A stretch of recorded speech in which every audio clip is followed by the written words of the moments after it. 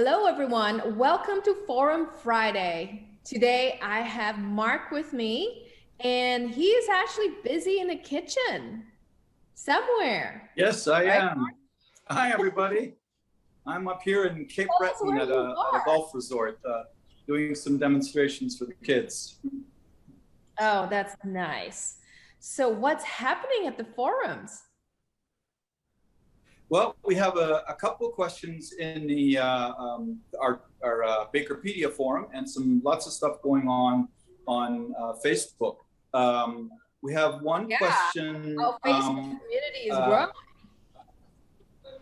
Yes, yeah, Facebook is probably, you know, I would, at this point, I would probably, and I am like online also suggesting people go to Facebook to share and post their questions there, because that seems to be working a little bit better than the forum, and it's a more familiar user interface for most people. I think it's because everyone's on there, and it's so easy to go look back on conversations and just keep up with everyone else. Yeah. And we it's not another new thing you have to adjust to. So yeah, absolutely. And so yeah, we have one question about sticking sesame seeds to buns. And so that is sort of asking about whether, you know, what does the industry use? And they're finding that egg wash is not working well for them. So that makes me wonder when they are putting the seeds on the buns, because in the industry, like in commercial industry, it's just water. It's the buns are sprayed with water, and the seeds are sprinkled before it goes in the proofer. That's the key part. Did they complain about it coming out in the baking process or in the packaging process? He didn't specify, and that's one of those things I like to always tell people. The more information you give us about the complaint, it's easier for us to really answer the question fully. And that's what helps on Facebook, is the conversation goes back and forth much quicker. And we've been able to help a number of people there with things. You know, like what did you recommend? Well, I recommend he try spraying them with water and sprinkle the seeds before they proof. Because if he's trying to do it afterwards, basically the dough is too dry and things are not going to adhere properly, and he risks them collapsing, right? And you can't do it after it's baked. You definitely don't want to do it then, right? You want to do it beforehand. If you want a lot of sesame seed, then you actually moisten the bun and dip it in sesame seed. That's how bagels are done. And you get lots that way, because it grows, of course, and they spread out a little bit. But if you only want a little bit, like the fast food chains, the restaurants do their hamburger buns, then you just sprinkle them on before they go in the proofer. And of course, it has to go through a jet where they're moistened nicely, they're made nice and wet, and they got to stay humid in the proofer anyway, and that way they stick nicely. Yeah, I had a problem once with one of my lines losing the sesame seeds, and it's because it was too far from the sprayer to where it actually the seeds were applied. Yeah, and no, it came out from the proofer and the seeds were applied, right? So it kept falling off. So what we did was we put a sprayer before the seeder, because the buns that were coming out from the proofer was dried before it got into the seeder, right? So it must be moist. The surface must be moist for the sesame seeds to attach before the baking process. So that's the only thing that I can add to that. Yeah, and even if they come out of the proofer moist at first, the bun is so warm at that point, if they're not hitting the sprayer right away, they will dry up really quick. You know, by the time they hit the application sprinkler. Right. So no, that's very good. It's quite unusual for anyone to seed before the proofer, because honestly, in such an industrial setting, I don't want any sesame seeds in a proofer. It's going to be so hard to clean, you know? So I would. Yeah, if it's a dedicated line, if that's all you're making, yeah. But if you have more than one product, absolutely, you have to see it afterwards, right? That's true. Yeah. Okay, Yeah. let's go to the next question. Yeah, the other question we had was around making, you know, on the topic of buns again, some more is making hamburger buns with potato in them, with potato flour. Now, a lot of times potato starch is referred to as potato flour, but there is actual potato flour that is available too. But it's not a huge difference because the main thing that you want is that starch activity. And the thing about potato starch is that it won't hydrate like wheat starch does because there's no gluten in it. The gluten is what does most of the water absorption in wheat flour. But in baking, it's a starch that will hold more water than wheat starch does, and it is much slower to retrograde. So it tends to produce a denser and moister feeling, or, you know, mastication-wise type of bun. And it's been quite popular in quick service restaurant industry and stuff for providing a bun that will give you like a 1 week shelf life without going stale and things like that. And so we had really good conversation going on with various different questions, also about the sponge and dough process for this, and how. So this is a gentleman who's trying to replicate a certain burger chain's bun for his own business, and so it was yourself and myself and Richard and Jim. You know, everybody's been sharing with this fellow, and he has been very, very appreciative. Because he started to go down the rabbit hole of trying to manage falling number and ash and things like that. And it's like, unless you're taking like 120 tons a day, you're not going to be able to specify that. So you're going to get what you get, right? So you have to understand how to work with that. Right? Unless you're buying flour in rail car loads or truck loads, you know, those numbers don't really make a difference anyway.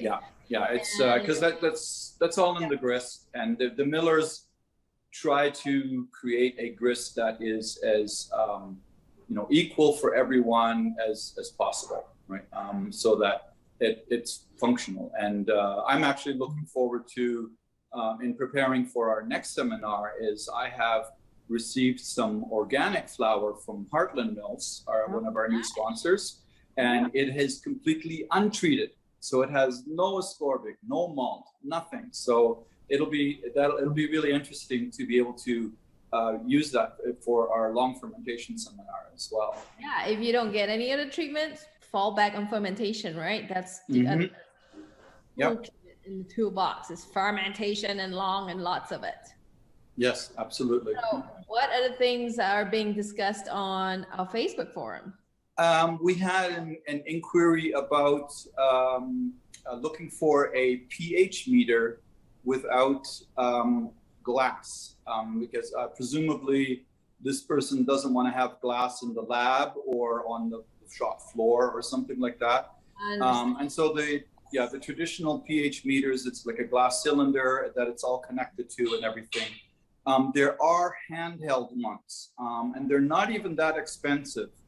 I know just before I retired, we bought two in our lab, and they're under $300 if I remember correctly. And know who makes those? We got them through Fisher Scientific, so they would have them on their website. Yeah, I would think this would be a very common request, you know. Yeah, so. And it's handheld, and the probe is stored in like a plastic sleeve, right? That's the probe is very sensitive, so that's the most important part, is to store it properly, and then you just make up your mixture with deionized water like you usually would, and stick the probe in, and you can measure your pH. Right? It goes really quick. Correct. Yeah, good luck on that one. That's a simple fix, I hope. Yes, hopefully. And we've had some other interesting inquiries. One was about comparing ascorbic acid with, or that is ascorbic acid that is encapsulated and non-encapsulated, right? And how much to use in a bread dough. That all depends. Ascorbic is, of course, for oxidation. It helps to feed the yeast. In that sense, it helps to increase fermentation, and it strengthens the gluten some as well. Too much oxidation will give you a lot of little blisters on the surface of your product, right? Whether it be donuts or breads or buns, whatever. So that shows you that it is fermenting at too rapid a rate. So that is, you can, I think the most common use is between 30 to 60 parts per million. It is basically something that is generally regarded as safe. So there's no legal limit, but good manufacturing practices, I think it's 120 parts per million is the maximum recommendation. So but we usually don't see over 90. I don't think I've ever seen higher than 90 in the bread industry. Oh, you'd be surprised. And so there again, it all depends on why are you adding it, what are you trying to accomplish, right? The only place I've seen an end cap ascorbic acid is in the production of frozen dough. Yes. So I don't know why you would use it in a fresh dough, fresh bread scenario, but yeah, definitely, I would go the middle ppm encapsulated, in a frozen parbic, frozen. Yeah, and encapsulated is used in the frozen dough so that it helps give the yeast a little extra push, like in a lot of the frozen pizza crusts, the rising crust. And sometimes it's used simply so that once the dough gets thawed and baked, that it provides a little bit of pH adjustment to help with the shelf life in terms of inhibiting mold growth. Right? But yeah, encapsulated is very rare to use in breads. How about pH regulation? Wasn't there a question on pH regulation? Yes, there was, and now I'm trying to remember the specifics off the top of my head. The question was what pH, what acid regulator can I put into my biscuit or cookie that is naturally acidic? So, that's the first kind. That's why I love these questions. It's like, sometimes you haven't experienced everything until somebody asks you. And that depends too. Like, are you trying to use it to help push the soda to get better spread or better leavening? Yep. Or is it for shelf life or something? It's this person actually, and I was really intrigued by this question because I'm like, that is the first question of its kind I've ever seen. I believe this person is using ingredients that are too sour. Oh, they have too much acid. So then they want to add sodium bicarbonate to neutralize it. Yeah. So they can use sodium bicarbonate, or if they don't want the gassing, they can use sodium citrate. You can regulate the acid with that as well. It's another salt. It's used in some of the molecular gastronomy stuff, right? So it won't bubble, but it will neutralize the acid. See, I love these questions. We wouldn't go down the rabbit hole of sodium citrate if it won't. Yes. Yeah, we all learn something new every day, right? That's the beauty of the beauty of Bakerpedia, and why I talked about mentoring on the Wisdom Wednesday is that we all keep learning from each other, right? And that is the beauty of it. Yeah, and if anyone says that I know everything or you know everything, they truly don't know us. No, absolutely. Yeah, exactly. We don't know everything. Yeah. We depend on the community to teach and share, and this information is just in the top of everybody's minds, right? I mean, everybody has to contribute a little bit. It's like the stone soup. Like we had a interesting discussion on Gideon's Wall. It's like the stone soup. Everybody contribute something. Do we come up with something at the end that's ideal? We don't know, but we did come up with something. And that's the start of a movement I want to help with, is bakers helping bakers, and just basically, you know, help solve issues, you know, on high-speed lines. And everybody should always contribute something, you know, because guess what? When it's time for you to seek help, people will help you. Absolutely. That's the whole point. Yeah. That's it. Exactly. Yeah. So anyway, any more questions or last words, Mark? That's all I have right now. I'm enjoying my little vacation here and not far from home on Cape Breton Island. I'm sort of going down memory lane in sort of the what's the word? Happy birthday, by the way. Happy belated birthday. Oh, thank you very much. Yeah, I had tons of love on my birthday. That was quite surprising, right? And yes, so I'm here in my old stomping grounds, basically where I used to be pastry chef 37 years ago at the Celtic Lodge in Nova Scotia. And so I'm demonstrating a couple of different dessert ideas and did some breads for them here so they can run some specials and to provide something interesting for both the staff and the guests.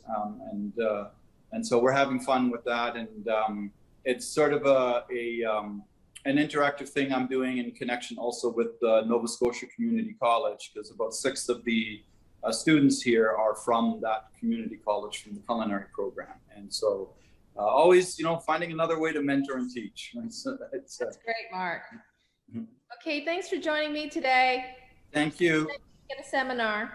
All right. Happy Friday, everybody. Happy Friday. Bye-bye. Bye.